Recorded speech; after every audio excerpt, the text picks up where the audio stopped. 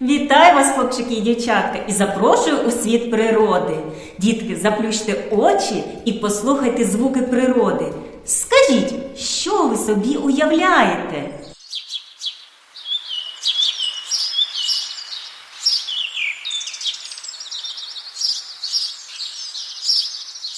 Дітки, у яку пору року можна почути голоси птахів? Як ви думаєте, чи можемо ми зараз почути такі чудові пісні птахів? Чому? Коли вони співають? Так, коли тепло і є їжа. Зимою птахам не до співів, адже вони голодні. Багато їх, не дочекавшись весни, гинуть. Їм трудно взимку дуже, погодуй їх, любий друже. Пташка голоду боїться, їй же ніде і погріться. Дітки, сьогодні ми з вами будемо говорити про те, як пережити птахам сувору зиму. Ой, хтось стукає нам у віконечко. Вітаю вас, хлопчики і дівчатка! Ой, який спів! Як я сумую за цим! Я почула, що ви будете говорити про пташок. Чи не проти ви, якщо я залишусь з вами і візьму участь у цьому? Так, синичка, звісно ж, залишайся.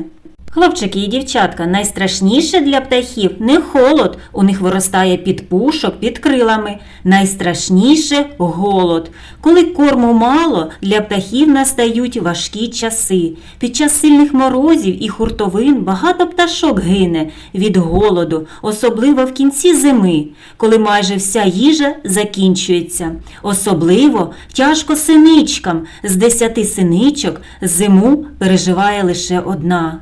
А як називаються птахи, які відлітають на південь? Так, перелітні. А чому вони відлітають? Правильно, немає комах, якими вони живляться, немає насіння. А як називаються птахи, які не відлітають? Правильно, зимуючі. Ці птахи всю зиму проводять разом з нами, намагаються порадувати нас своєю красою і незвичайними звуками. Але їм дуже важко, тому взимку у птахів залишається одна надія – на людину. Хлопчики і дівчатка, а яких ви знаєте зимуючих птахів? Синичка, загадай діткам загадки. Вірно, людям я служу. Їм дерева стережу, дзьоб міцний і гострий маю, шкідників їм здобуваю. Так, правильно, це дятел. Як червоні ліхтарі сяють взимку, так, снігурі. Як зима, вона на гілці, і співа, мов на сопілці. Жовті груди, чорні крила, кусень сала сама з'їла. Здогадались, дітки? Так, правильно, це ж я, синичка.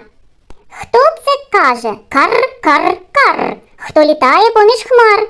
Це дзьобата горда пані, ходить в сірому жупані. Як зоветься ця матрона? Знають всі, що це ворона, звісно. Вранці вийду я із хати, щоб пташок нагодувати. Як матуся, вони ніжні, сиві, світло-голубі. Це туркочуть? Так, голуби.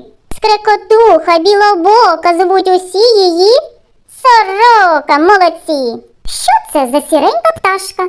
Ловить гусінь і комашок. Цвірінчить, вона стрибає, в теплий край не відлітає. Цей маленький жвавий хлопчик називається горобчик, так. Влітку тут він не буває, лиш на зиму прилітає. Скаче він по горобині в червоненькій хустині. Не лінивець і не сплюх, їсть північний. Здогадались, дітки? Омелюх. Молодці! Бачу, ви добре знаєте зимуючих птахів. Пропоную вам виконати вправу «Четвертий зайвий». Поставте відео на паузу і у кожному ряді знайдіть зайву пташку і поясніть, чому саме ви її обрали.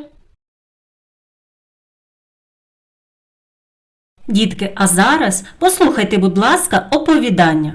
Настала зима, випав сніг. Він накрив усю землю білою ковдрою. Холодно і голодно стало пташкам. Андрій і Оленка повісили на дереві годівничку. Туди вони насипали зернят, крихт хліба. Багато синичок і горобчиків підгодовувалося там протягом короткого зимового дня. Та одного разу діти забули насипати корм у годівничку. Був морозний день, голодні і замерзлі пташки прилетіли і нічого не знайшли в годівничці. Наступного дня дітки насипали зернят, але пташок прилетіло менше. Як ви вважаєте, чому?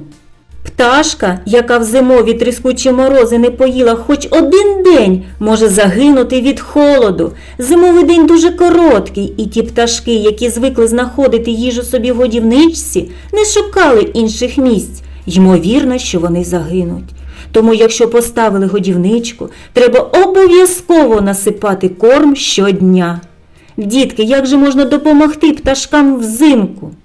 Так, правильно, зробити годівниці і насипати туди корм. Якщо регулярно поповнювати годівниці кормом, то це врятує пташок від загибелі. Підгодовувати зерном, насінням дерев та кущів, гарбузовим, кавуновим та динним насінням, несолоним салом, свіжими фруктами, особливо яблуками. Крихтами тільки білого хліба, для цього шматки хліба розкришити і підсушити. Також пташки полюбляють овес, просо, насіння льону, кукурудзи, сухі фрукти, перловку, гречку, вівсянку, ягоди калини, горобини, шипшини. Не можна давати птахам чорний хліб і смажені зерна. Дітки, в чому, на вашу думку, виражається любов до птахів?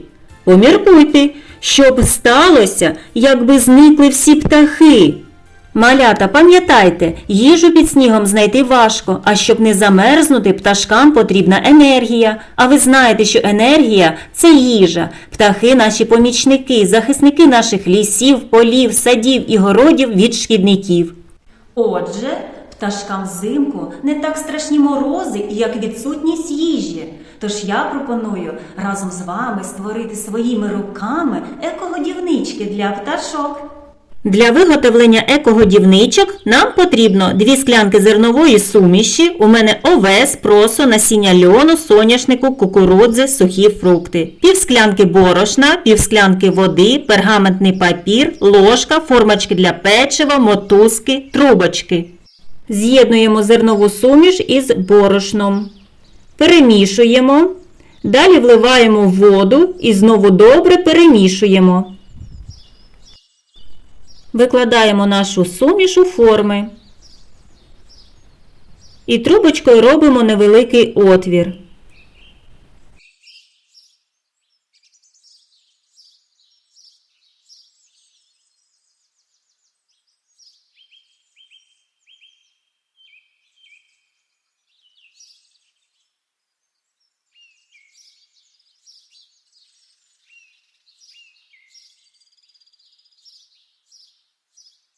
Залишаємо на ніч, щоб наші смаколики підсохли.